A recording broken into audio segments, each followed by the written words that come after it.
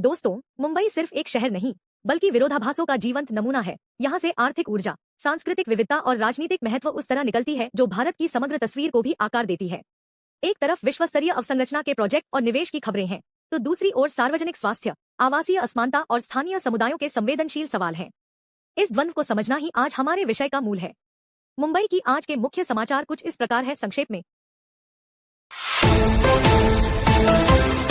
मुंबई कांग्रेस की minority cell के उपाध्यक्ष हाजी मुदस्सर पटेल ने कांग्रेस से इस्तीफा दे दिया है और अजीत पवार के नेतृत्व वाली एनसीपी में शामिल हो गए।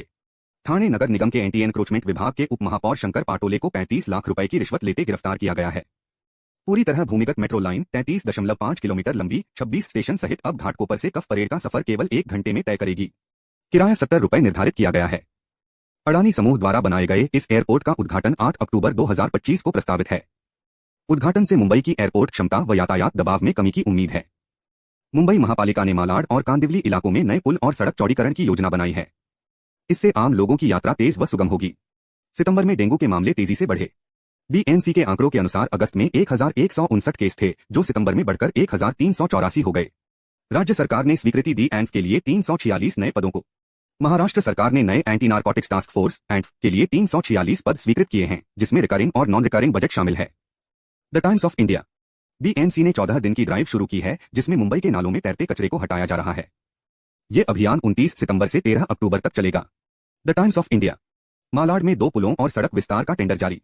बीएनसी ने मालाड क्षेत्र में 2 बड़े पुलों और एक ऊंची सड़क बनाने के लिए 2200 रुपए करोड़ का टेंडर जारी किया है।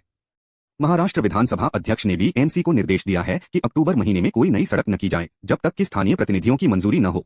एयरलाइन आकाश एयर ने मुंबई से फुकेत के लिए सीधी अंतर्राष्ट्रीय उड़ानें शुरू की हैं, जो दक्षिण पूर्व एशियाई मार्गों में उसका विस्तार है। मलुंड में चाकू के साथ हमला, मोबाइल छीन लिया। सुबह के समय मलुंड इलाके में 2 आरोपियों ने एक 52 वर्षीय नागरिक पर चाकू से हमला किया और उसका मोबाइल छीन लिया। वह अस्पताल में भर्ती है।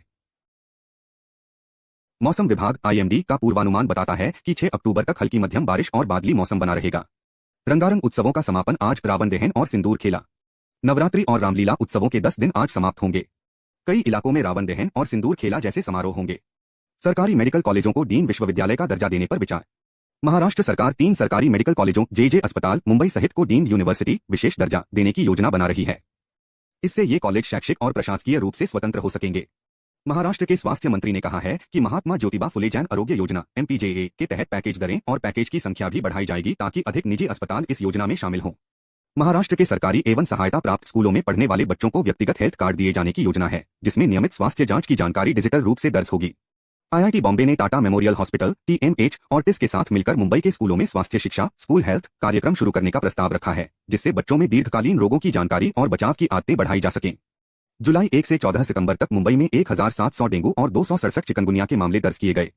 महाराष्ट्र के उप मुख्यमंत्री अजीत पवार ने बजट भाषण में कहा कि मुंबई महानगर क्षेत्र को ग्रोथ हब बनाए जाने का लक्ष्य है और शहर की मौजूदा आर्थिक स्थिति लगभग $140 अरब को धीरे धीरे बढ़ाकर $1.5 ट्रिलियन तक ले जाने की रणनीति बनाई गई है।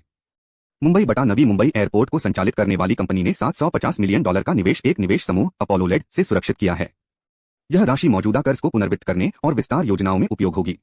मुंबई समेत कई शहरों में कार्यालय GCC टेक्नोलॉजी BFSI क्षेत्रों द्वारा 2025 की पहली तिमाही में कार्यालय स्थान की मांग में वृद्धि देखी गई है। नवी मुंबई में 4 नकली पुलिसकर्मी, एक ज्वेलर व उसके साथियों को अगवा कर ले गए और 10 लाख रुपए नकद व सोने की लॉक बिस्किट्स सहित लगभग 34 लाख रुपए का माल छीन ले गए। 14 वर्ष के लड़के ने कथित आत्महत्या की।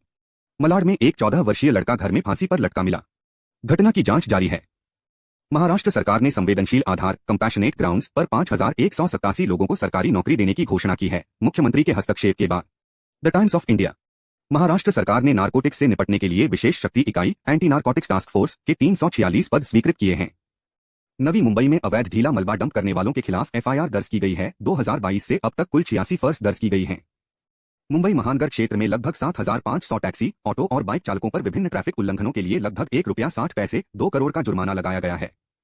भारत की अर्थव्यवस्था अप्रैल से जून तिमाही में 7.8% वृद्धि दर्ज करती है, लेकिन अमेरिका द्वारा नए शुल्क टैरिफ्स लगने की संभावना से निर्यातों को चुनौती हो सकती है।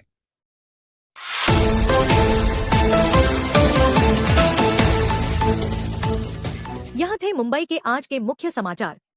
इसके साथ ही मुंबई यूं ही चलती रहे, दौड़ती रहे, सपनों को पंख देती रहे, संघर्षों को सहन करती रहे और नई नई कहानियां गढ़ती रहे। मुंबई सिर्फ एक शहर नहीं, बल्कि मेहनत, संघर्ष और उम्मीद का नाम है। हमें दीजिए इजाजत। धन्यवाद।